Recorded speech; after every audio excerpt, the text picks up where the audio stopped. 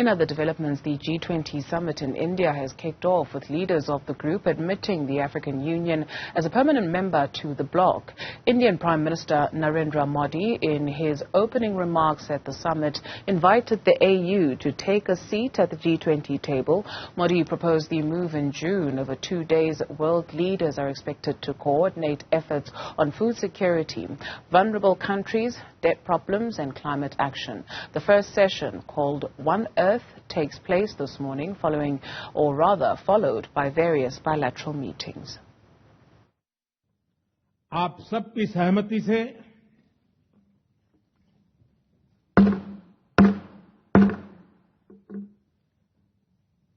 आगे की कार्रवाई शुरू करने से पहले मैं अफ्रीकन यूनियन के अध्यक्ष को G20 के स्थायी सदस्य के रूप में अपना स्थान ग्रहण करने के लिए आमंत्रित करता हूं. Let's speak to Trade Collective Senior Research Fellow Lebohang Pheko on this admission of the African Union to the G20. Thank you very much for your time this morning. Perhaps in trying to understand the significance of the AU joining the G20, why is that body significant, if at all? Yeah, I like the part about if at all. So there are a few things. I mean, the one is that we should remember that this comes right off the back of the BRICS expansion, the BRICS Plus platform, which has not only become an interesting global alternative to different economic architecture possibilities and alternatives, but it's also become the site of a lot of geopolitical posturing and rivalry, particularly between China and India. Remember that India is the host of the G20 this year, amidst many controversies about the way that they're, pinkwashing or photoshopping their own poverty contradictions in the country, but also that China is significantly absent from the G20. So this is also sort of a geopolitical posturing that might be taking place. It also could be seen as a rivalry because the BRICS Plus platform, which includes new members from the Middle East, from South America, Saudi Arabia, the UAE, Iran, Egypt, Ethiopia, and Argentina, which appears in both formations, of course, is also really part of it also signifies, almost a third of the global population, but also, a huge significant 40% of global GDP and global economics. Yeah. So what I think is actually happening potentially is that the G20 is trying to see itself as an important rival to that, bearing in mind, of course, that the G20 in and of itself is not clothed in glory, particularly in terms of, African interests and the interests of the majority world, of Asia, of African countries, and of Latin America. So it's actually a lot more complicated, and I would caution that we don't crack the champagne too quickly. You speak of the G20 not being clothed in glory, especially when it comes to the African agenda. But here we find African leaders and the African Union clamoring to join these various organizations from all over the world, while bemoaning the fact that there needs to be change of multilateral financial institutions, there needs to be change of the UN Security Council, etc., etc.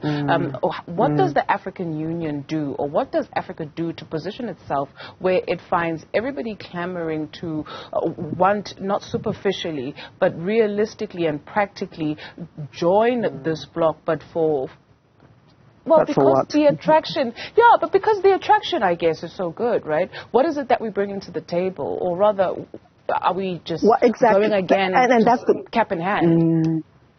Yeah, and are we joining a party where the DJ has already decided what music is going to play? So this is the question, Dudu. I mean, G20 states are not really only about the economic and geopolitical stature of different countries and of global economies, in fact, but they're also about trying to rethink and restructure what our futures look like. And some people have called this the colonization of our futures. And I say this because their approach is really specifically on future scenarios. And one of the problems with future scenarios is that it's really very militaristic.